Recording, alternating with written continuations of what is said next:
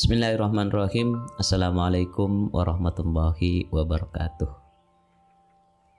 Jadilah yang terbaik di mata Allah. Jadilah yang terburuk di mata sendiri. Dan jadilah sederhana di mata manusia. Sayyidina Ali bin Abi Thalib. Dalam perjalanan hidup, setiap manusia pasti punya keinginan untuk menjadi yang terbaik. Di mata orang tua, di mata pasangan, di mata teman kerja, atau di mata manusia secara umum. Sayangnya banyak dari kita terlalu sibuk tampil baik di hadapan manusia, tapi justru lalai memperbaiki kualitas diri di hadapan Allah. Nah, nasihat dari Sayyidina Ali bin Abi Thalib ini seolah jadi kompas yang mengingatkan kita ke arah yang benar. Mari kita renungkan dan bahas satu persatu dengan hati yang jujur dan niat yang tulus. Oke, baik, yang pertama, jadilah yang terbaik di mata Allah. Kalimat pertama ini adalah pondasi utama dari segalanya. Menjadi yang terbaik bukan berarti punya follower terbanyak, pekerjaan paling bergengsi, atau popularitas yang melambung. Menjadi yang terbaik menurut Sayyidina Ali adalah menjadi yang paling baik di mata Allah. Apa artinya menjadi yang terbaik di mata Allah? Bukan sekedar banyak ibadahnya, tapi juga tulus niatnya. Bukan cuma tampak soleh secara lahiriah, tapi juga berjiwa lembut dan takut kepada Allah. Orang yang baik di mata Allah adalah orang yang ikhlas, rendah hati, dan penuh kasih terhadap makhluknya. Meski mungkin tak terlihat istimewa di mata manusia. Dalam Al-Quran Allah berfirman, sesungguhnya orang yang paling mulia di antara kalian di sisi Allah adalah orang yang paling bertakwa. Jadi Allah tidak menilai wajah, penampilan, tajwid yang bagus, kekayaan, atau jabatan kita. Yang Allah lihat adalah hati dan amal perbuatan. Maka fokus utama kita seharusnya adalah memperbaiki relasi kita dengan Allah. Ibadah yang konsisten, hati yang bersih dari penyakit riya, dan niat yang lurus. Tapi bagaimana cara jadi terbaik di mata Allah? Perbaiki sholat, bukan cuma gerakannya, tapi juga kehusukannya. Ya, sholat adalah kunci utama dalam segala hal. Jadi sholat bukan sekedar ritual. Ia adalah pondasi hubungan antara manusia dan Allah. Maka ketika disebut kunci, maksudnya kunci pembuka segala pintu kebaikan, kunci penjaga diri dari dosa, kunci ketenangan, keberkahan, hidayah, bahkan rezeki. Terus bersihkan hati dari dengki, sombong, dan cinta dunia yang berlebihan.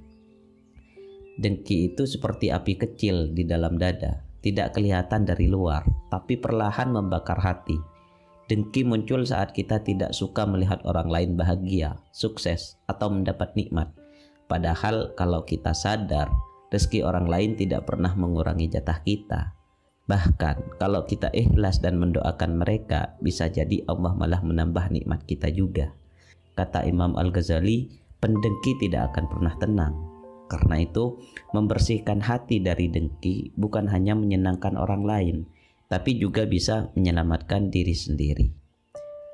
Terus, lakukan kebaikan meski kecil, tapi konsisten dan tanpa pamrih. Sering-sering minta ampun, sadar bahwa kita ini lemah dan penuh dosa. Jadilah penolong bagi orang lain, karena Allah mencintai hamba yang menjadi manfaat bagi sesama. Jadi, sekali lagi, Allah melihat ketulusan, bukan pencitraan. Ia tahu isi hati kita yang paling dalam, bahkan sebelum kita mengungkapkan apa-apa. Oke, lanjut. Sekarang mari kita lihat diri sendiri. Dari nasihat tadi, yang kedua, jadilah yang terburuk di mata sendiri. Nah, bagian ini terdengar kontradiktif, karena kita dituntut menganggap diri kita yang paling buruk. Tapi justru disinilah letak keindahan hati seorang mukmin sejati. Bukan berarti kita harus membenci diri sendiri, tapi kita diajarkan untuk selalu merasa rendah hati, tidak ujub, tidak merasa lebih baik dari orang lain. Sayyidina Ali ini mengajarkan bahwa kesombongan adalah racun hati, dan satu-satunya penawarnya adalah merasa tidak layak, merasa masih banyak dosa, dan selalu merasa butuh perbaikan. Orang-orang soleh terdahulu, meskipun mereka ahli ibadah, justru merasa takut amalnya tidak diterima. Mereka tidak pernah merasa cukup. Mereka selalu merasa, aku ini penuh dosa. Apa jadinya kalau Allah tidak mengampuni aku? Apa jadinya kalau Allah tidak ridho denganku? Contoh kayak Sayyidina Umar bin Khattab. Beliau khalifah yang adil, taat, tapi beliau sering menangis di malam hari karena takut tidak bisa mempertanggungjawabkan amanahnya. Juga Imam Hasan Al-Basri dikenal sebagai ulama besar, tapi beliau selalu berkata, "Aku takut kalau amalku ditolak, padahal aku menyangka itu sudah baik." Bahkan Nabi Muhammad SAW sendiri, manusia paling mulia, manusia yang dijamin masuk surga, tetap memohon ampun kepada Allah. Apa artinya semua ini? Jangan cepat puas dengan amal kita, jangan merasa suci, jangan gampang menilai orang lain buruk. Jadi marilah kita menjadi pribadi yang terus introspeksi, yang tidak mudah bangga diri, yang tahu bahwa diri ini banyak kekurangan. Ini bukan soal menjatuhkan harga diri, tapi menjaga hati agar tetap bersih dari sombong dan merasa lebih baik dari orang lain. Nah, makanya nasihat yang ketiga, jadilah sederhana di mata manusia. Ya, apalagi di zaman sekarang ini, kita hidup di era sosial media, di mana orang berlomba-lomba untuk menunjukkan versi terbaik dari hidupnya. Baju baru, liburan mahal, makanan mewah, gaya hidup keren, macam-macam. Makanya Sayyidina Ali memberi nasihat bijak, jadilah sederhana di mata manusia. Artinya, kita tidak usah berlebihan dalam menampilkan diri. Jadilah biasa-biasa saja. Tidak perlu terlihat sempurna. Yang penting Allah tahu isi hati kita. Bahkan saya sudah bahas di video sebelumnya tentang jadilah orang baik tanpa merasa perlu memberitahu siapapun bahwa kamu orang baik. Oke, jadi sederhana bukan berarti miskin atau tidak punya apa-apa. Tapi lebih kepada titik memamerkan, tidak berlebihan, tidak mencari pujian. Bahkan kalaupun kita punya banyak, tetaplah tampil biasa saja, supaya hati kita tidak tertipu oleh gemerlap dunia. Sikap ini mencerminkan tawadu dan zuhud, dua sifat mulia dalam Islam. Tawadu adalah rendah hati, tidak sombong, meskipun punya kelebihan. Zuhud adalah hati yang tidak bergantung pada dunia, walaupun tangan kita memilikinya. Dengan menjadi sederhana, kita melatih diri untuk tidak gila pujian dan tidak terlalu peduli dengan validasi manusia. Kita cukup dengan penilaian Allah. Oke, baik.